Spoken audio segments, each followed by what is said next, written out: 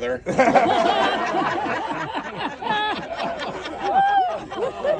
Ooh, it got real spicy, right? It wasn't just me, right? That's I don't know. Should we give you guys a moment? I'll be over here. I rarely get to be the one in charge. You know, you seem to be prouder of your mama than she is of you.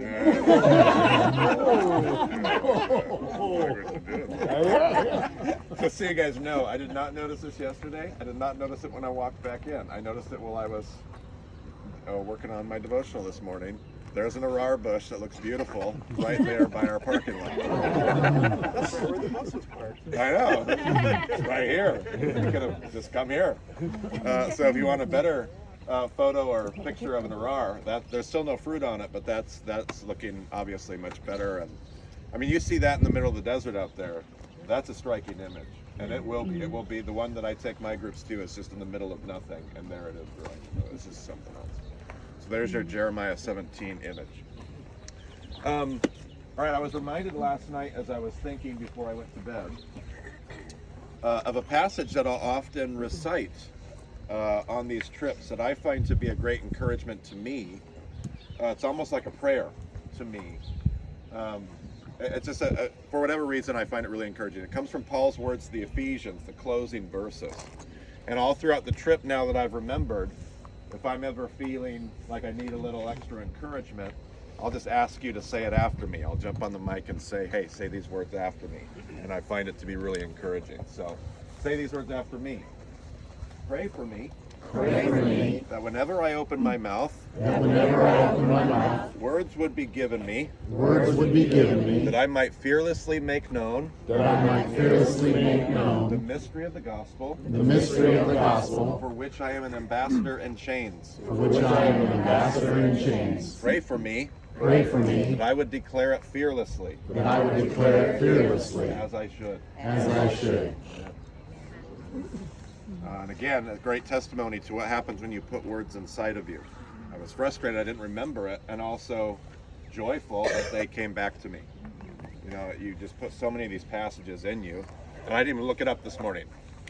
It's been at least 4 years since I prayed that, or recited that, but that's what happens when you put those words inside. Again, this has nothing to do with me, don't make that about me, but just a continued testimony of what happens when you put these passages inside of you.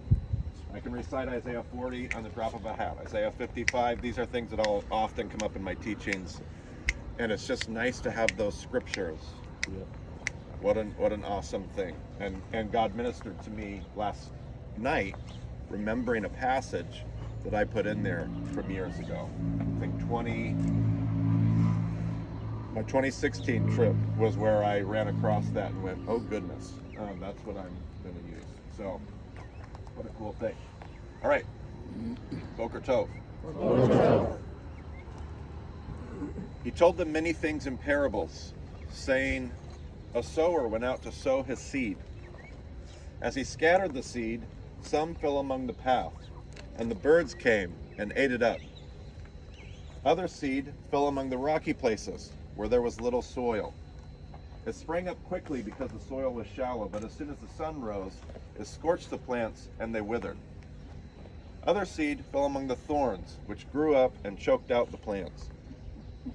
Still other seed fell among good soil, and it produced a crop, 100, 60, even 30 times what was sown. He who has ears, let him hear. His disciples came to him and said, why do you speak to the people in parables? He answered them, because to you has been given the knowledge of the mysteries of the kingdom of God, but not to them. For whoever has, even more will be given. But whoever does not have, even what he has will be taken away. This is why I speak to them in parables. Though seeing, they do not see, and though hearing, they do not hear or understand. In them is fulfilled the prophecy of Isaiah. You will be ever hearing, but never understanding.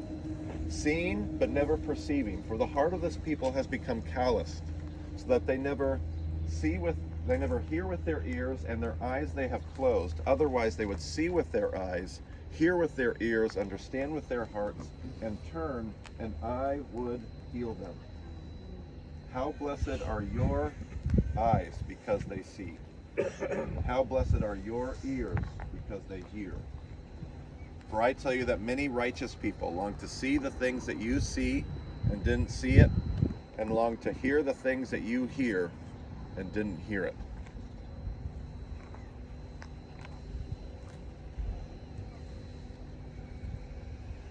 Richard Foster says the following: everyone thinks of changing the world, but where, oh where, are those who think of changing themselves? People may genuinely want to be good, but seldom are they prepared to do what it takes to produce the inward life of goodness that can form the soul. Personal formation into the likeness of Christ is arduous and lifelong. Everyone thinks of changing the world, but where, oh where, are those who think of changing themselves? People may genuinely want to be good, but seldom are they prepared to do what it takes to produce the inward life of goodness that can form the soul. Personal formation into the likeness of Christ is arduous and lifelong. Before we say Shema and jump on the bus, I saw somebody come in late. Did our people check fail us? No, that was Brett. No, it wasn't Brent. I saw. Oh. Oh, you were here. Yeah. Okay. I didn't see you go. I only saw you come. Very similar to what happens with Jesus all the time. So, excellent. Okay, well then I don't feel nearly as panicky. Join me in saying Shema. Typically, I'm not sure when it comes to these digital keys, they don't leave keys in the room like we do in America nearly as much. I don't think it matters as much with digital keys as it does physical keys. But I would just say at every hotel, turn in your physical key at the end of the, because then it also gives them an opportunity to make sure if you're one of those rooms that has something on the tab, they can follow up on it and close your room out. So, but always turn in your, just do that and then we don't have to worry about it, because if we do, now we have to go run up and grab keys and all that stuff right now. I think we'll be okay, but at this place, it's a pretty modern hotel, so I think it'll be all right. But any other questions? Good, join me. Shema Yisrael, Adonai Eloheinu, Adonai Echad, Ve'ahavta et Adonai Elohecha, V'kol levavcha, Uv'kol nafshecha, Uv'kol me'odecha, Ve'ahavta re'acha kamocha. Hear, O Israel, the Lord is our God, the Lord alone. Love the Lord your God with all your heart, and with all your soul, and with all your might, and love your neighbor as yourself. Cars chasing our bus away. Come on, go.